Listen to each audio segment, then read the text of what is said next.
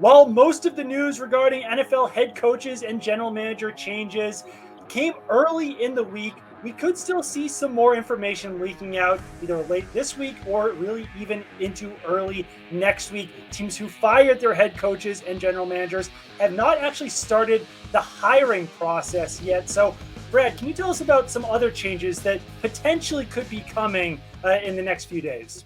Yeah, I think it's easy to forget because of this whirlwind of information and how fast this process moves that is not always the case. I mean, John Dorsey was fired in Kansas City in July.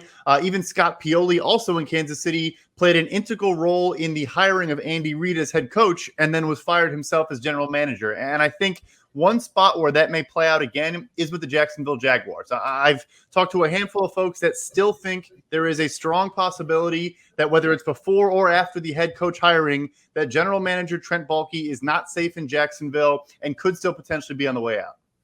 That would certainly be interesting, and that would affect their head coaching search as well. We haven't got concrete information yet on a couple of situations in Seattle and in Houston. There's been some reports that Pete Carroll, the head coach of the Seahawks, will be meeting with ownership here in the next few days, and there hasn't been anything official that David Culley will be back as head coach in Houston as well. Houston is definitely a team to watch since Nick Caserio is still there. Could be a Patriots connection that's coming. Josh McDaniels hasn't received any interview requests, the Patriots offensive coordinator, but there's always the possibility that Nick Caserio could use his connection with Josh McDaniels there. They've been together since the 90s when they were both at John Carroll, and Nick Caserio, passed Josh McDaniels on the quarterback depth chart, and Josh McDaniels was his wide receiver, and they've worked together for a number of years now. And then in Seattle, I reached out about that situation basically just to ask, is Pete Carroll definitely safe with the Seahawks? And I didn't get a concrete answer. And that's not to say that Pete Carroll will be fired by the Seahawks or that he will be gone, but I just haven't heard anything official saying that he's actually going to be back at this point. Ari, what else can you tell us about some other jobs that could be open?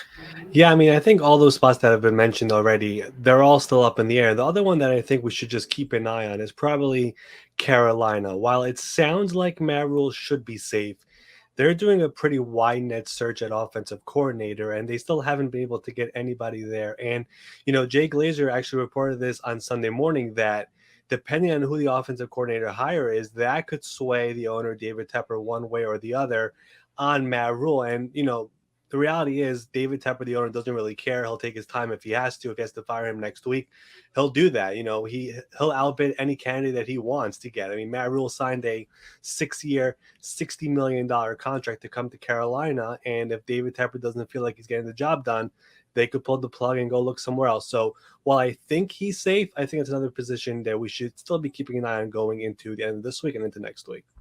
Carolina is definitely an interesting situation to me, just because I've heard that teams will still be lining up to trade for Deshaun Watson this offseason. And the Carolina Panthers have always been tied into Watson. And one thing that's notable about some of the names that they've brought in, or they've been rumored to be interested in for offensive coordinators, is that there is some ties to Deshaun Watson there. Pep Hamilton, they requested to interview him, according to a report, and he was in the Houston quarterback room with Deshaun Watson all season. I know that Deshaun Watson wasn't playing, wasn't practicing, but he was at least around the facility with Pep Hamilton. And one other one that's been reportedly tied to the Carolina Panthers offensive coordinator search is just Bill O'Brien.